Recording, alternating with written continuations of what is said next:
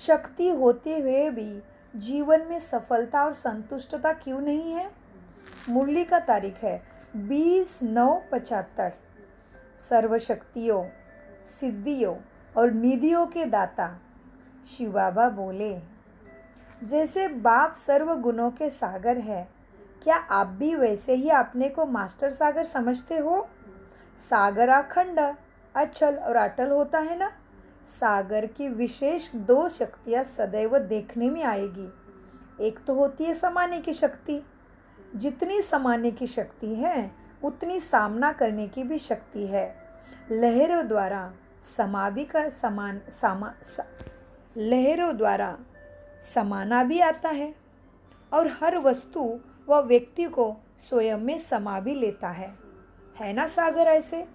तो मास्टर सागर होने के कारण अपने में भी देखो कि ये दोनों शक्तियाँ मुझ में कहाँ तक आई है, अर्थात कितने परसेंटेज में आई है। क्यों? क्या दोनों शक्तियों को समय प्रमाण यूज़ कर सकती हूँ? चेक करो। क्या शक्तियाँ द्वारा सफलता का अनुभव होता है? चेक करो। कई बच्चे सर्वशक्तियों व स्वयं में अनुभव भी करते हैं और समझते भी हैं कि मुझ में ये शक्तियाँ है। कौन सी? सामने दोनों का चल रहा है ना, सागर की विशेषताएं चल रही है। तो बाबा कहते हैं बच्चे, कई बच्चे समझते भी है कि ये शक्तियाँ मेरे में हैं, लेकिन शक्ति होते हुए भी कहीं कहीं वो सफलता का अनुभव क्यों नहीं करते हो?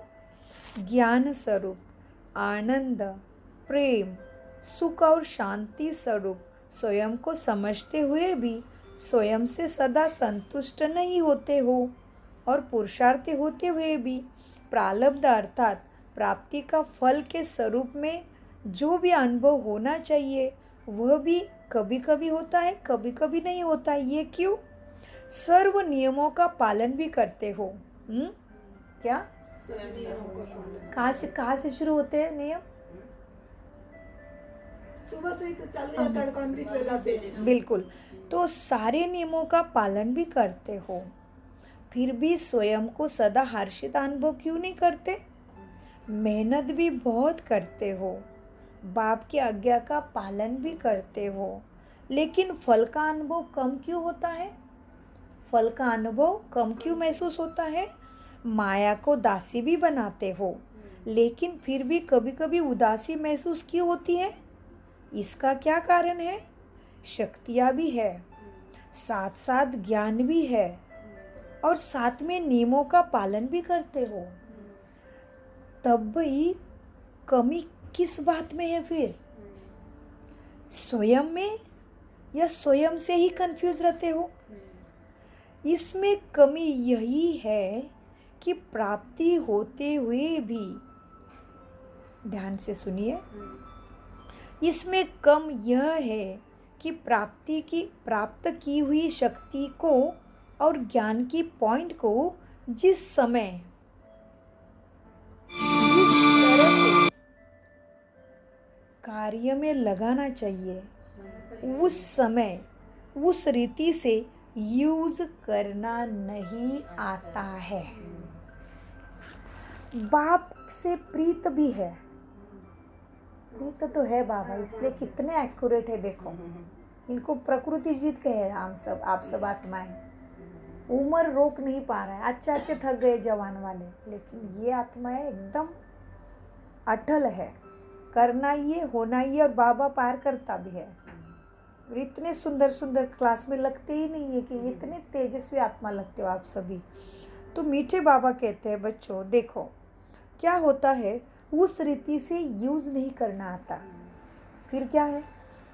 बाप से प्रीत भी है, ज्ञान से प्रीत भी है, फिर दिव्य गुण संपन्न जीवन से भी प्रीत है, लेकिन प्रीत के साथ साथ रीत नहीं आती है।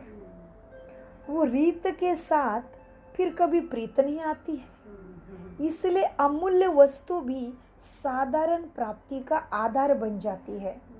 वस्तु अमूल्य है तो प्राप्ति भी अमूल्य होनी चाहिए, लेकिन कैसे होती है प्राप्ति? साधारण। इसलिए अमूल्य वस्तु से भी साधारण प्राप्ति का आधार बन जाती है।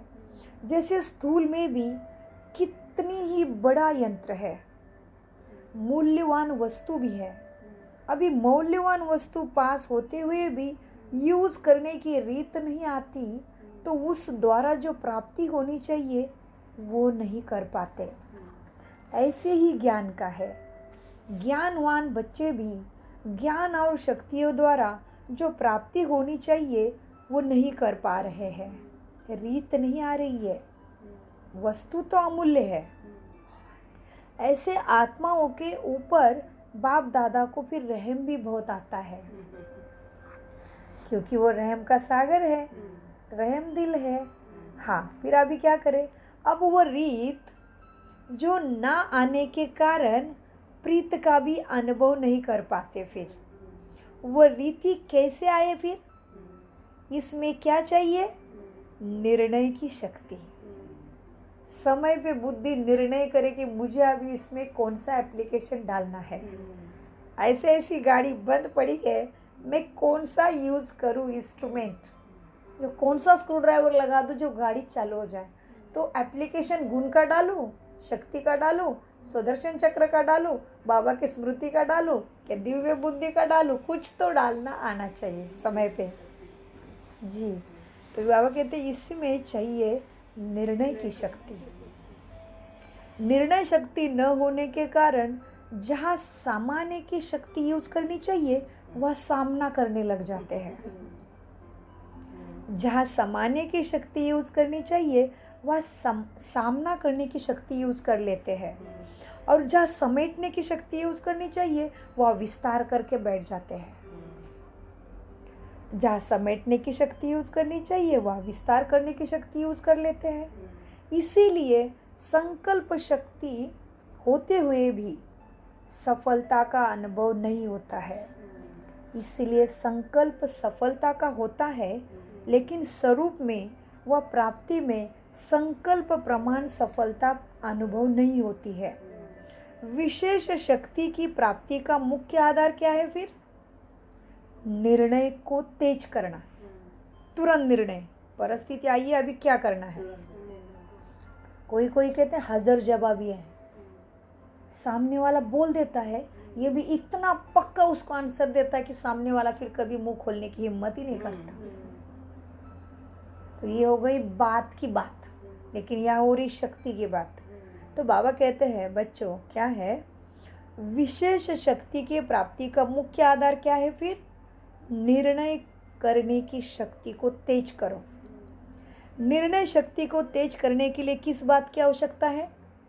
कोई भी यंत्र स्पष्ट निर्णय नहीं कर पाता तो उसका कारण क्या होगा? निर्णय शक्ति को बढ़ाने के लिए अपने श्रेष्ठ स्थिति कौन सी है?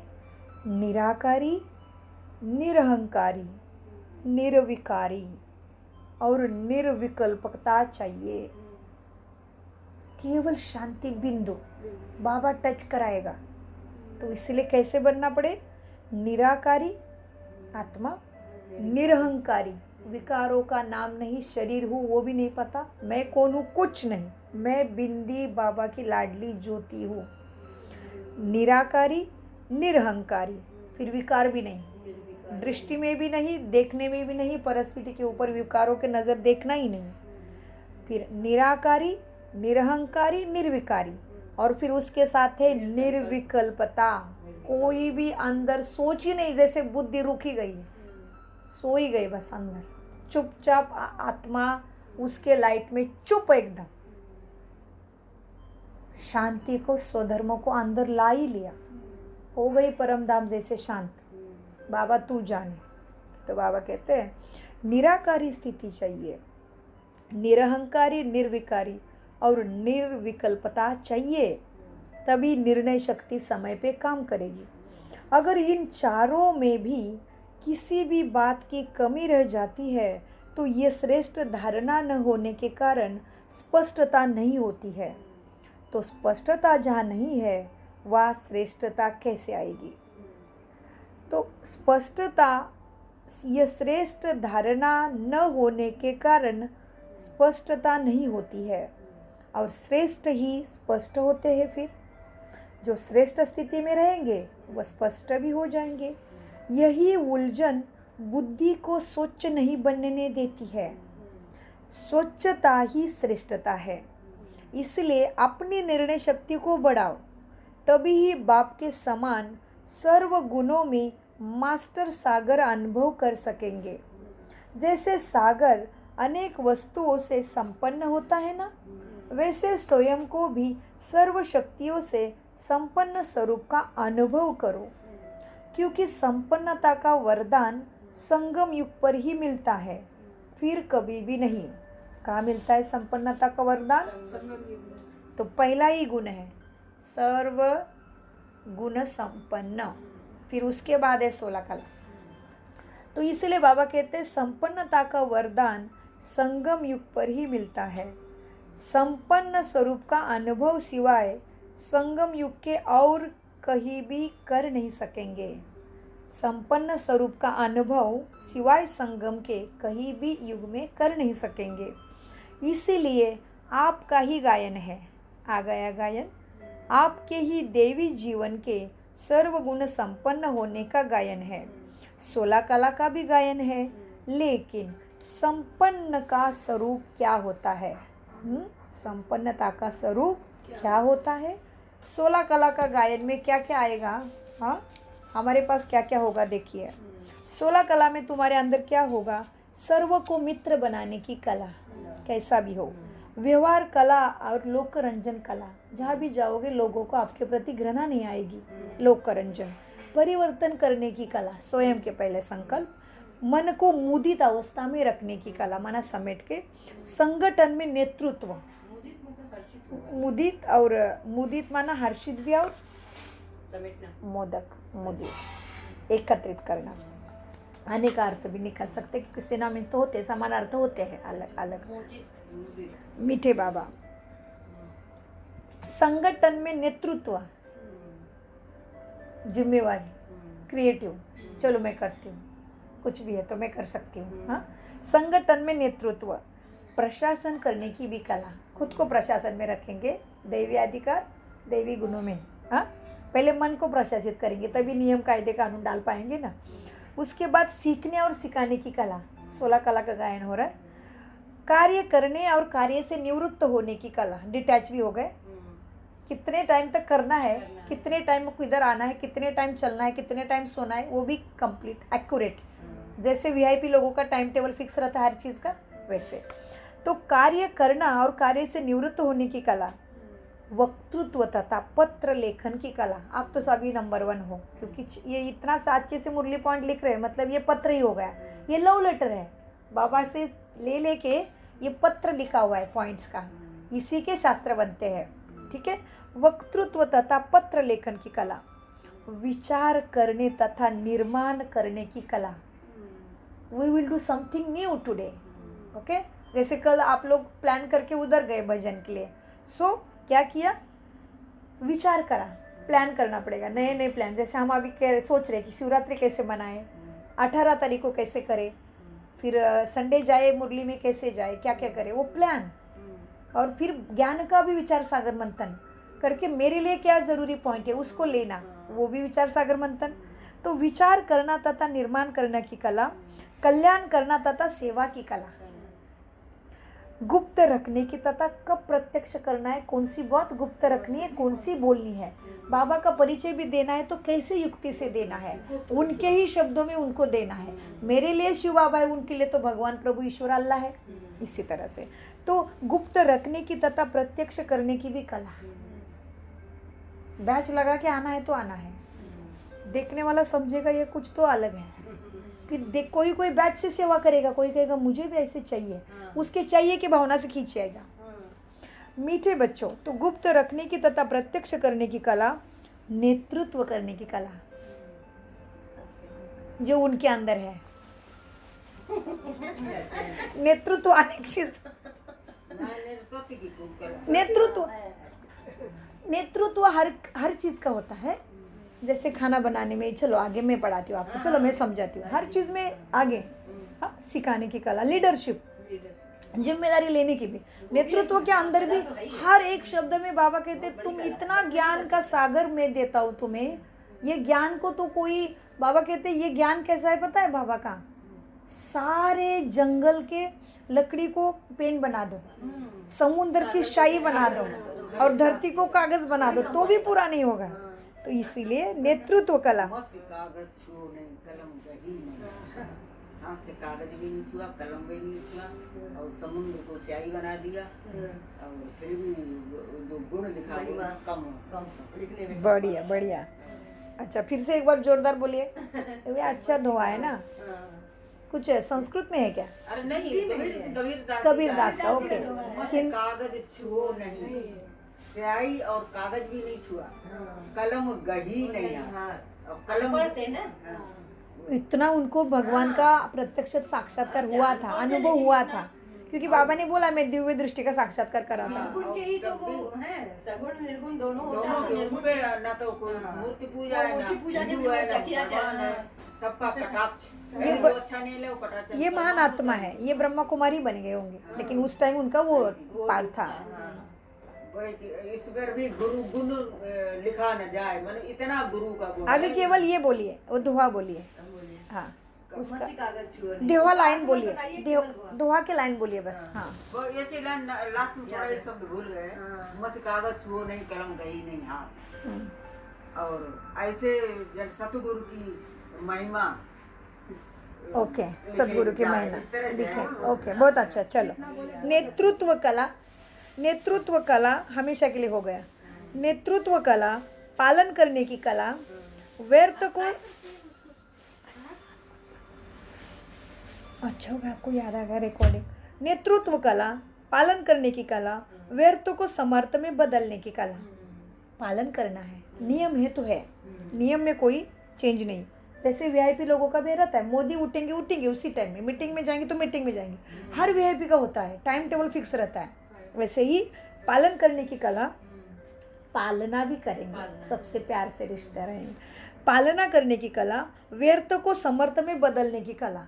कोई भी परिस्थिति आ जाओ पॉजिटिव ही देखेंगे, तो व्यर्थ को समर्थ में। और बस कई भी चीज़ें नुकसान होने से पहले सोचेंगे कि अब इसको रीयूज कैसे करूँ। और व्यर्थ को समर्थ में बदलने की कला, हास्य कला, हर्षित मुख।